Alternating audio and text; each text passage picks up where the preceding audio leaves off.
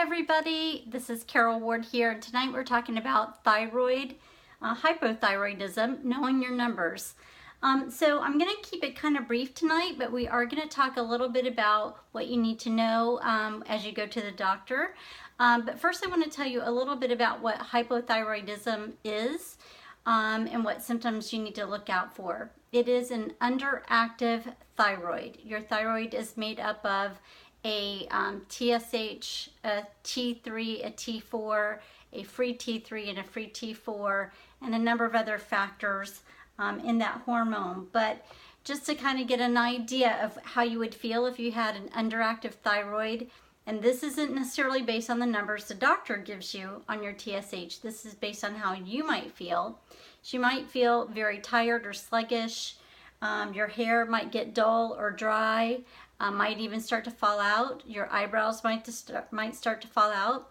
Your skin might get really dry and kind of crepey, maybe even. You may actually get very hoarse in your throat.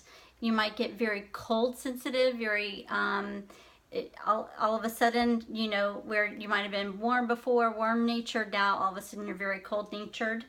And then of course you may have some weight gain. You might also feel very emotional. In fact, a lot of doctors, or what we're learning in research, is that a lot of doctors have diagnosed people with mental health issues that actually are not mental health issues, that might have been stimulated by thyroid disease. So kind of keep that in the back of your mind if you're faced with any kind of depression or anxiety, is to really look at your thyroid numbers in full, not just a TSH, but a full thyroid panel. Well, let's talk about that next, the TSH. This is the most common blood work a doctor is going to order. This is your thyroid stimulating hormone, and it needs to be between a 1.0 and a 5. In order for you to be diagnosed with hypothyroidism. So when I was diagnosed, originally diagnosed, I was at a 19.5. That means I was severely underactive. Typically speaking, for me, I work better when I'm at a 1.0 to a 2.5. A lot of people actually work better when they're under a 2.5. But what happens is because the medical community has its parameters for everybody, they won't diagnose you with hypothyroidism, even with all of those symptoms, unless you're at a 5.0 or under. I'm sorry, 5.0 or over. So if you function better at a 2.5, but your TSH is at a 5, you might still be hypothyroid, but your doctor won't put you on medication.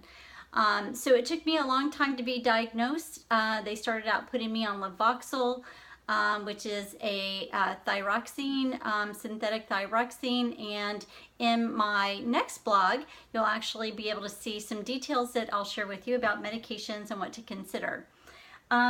So the TSH is what they normally test you at, and so if you're within that normal range, they're not going to diagnose you, but if you're a 5.1 and over, they may diagnose you as being hypothyroid. But that's not the only thing that you need to take in mind, because what happens is that your liver helps you process T4 and turn it into T3. So your T4 isn't considered an inactive thyroid hormone, and what it does is it affects your organs and your cells. Your T3 is an active thyroid hormone, and that actually affects your metabolism. It's what causes you to heat up or cool down. It's what causes you to gain weight, not gain weight. It's what causes your hair to fall out or not fall out, or to turn shiny. It causes your skin to be less dry. It affects everything in your body. It affects your moods. It affects your sleep patterns, everything.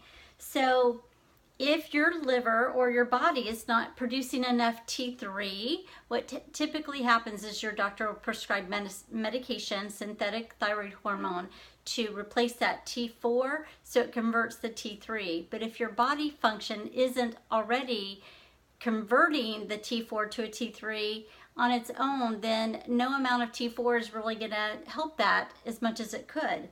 So that's why you need to know your T3 and T4 numbers, and your free T3 and your free T4 numbers as you go see a doctor. So typically, most people, the normal range for T3 is 2.3 to a 7.2. And a normal range for a T4 is a 4.5 to a 12.0.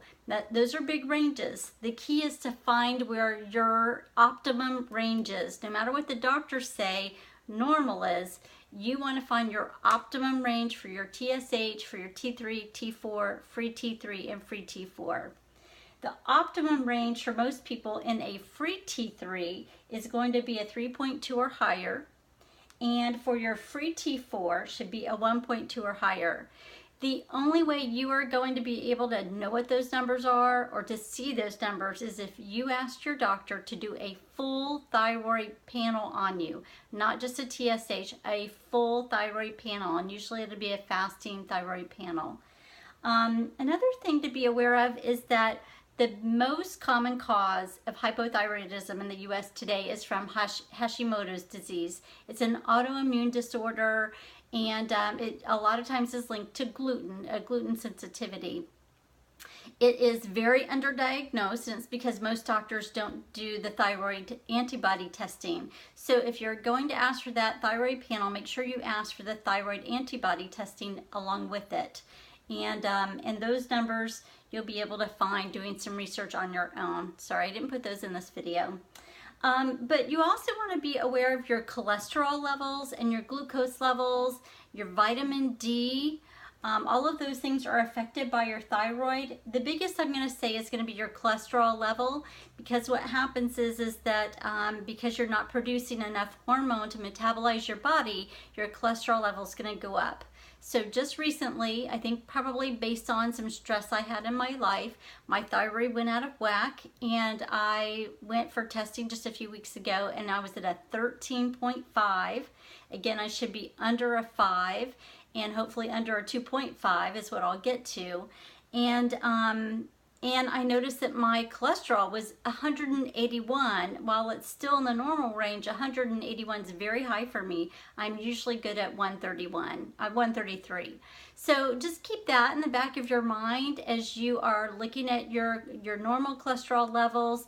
If you see a change from before you were diagnosed to after you're diagnosed with thyroid disease, and you're not changing anything in your nutrition, then that's something that you might want to kind of keep an eye on. Same for glucose levels, because that can also affect pre-diabetes and also type 2 diabetes. So make sure that you you check your glucose levels.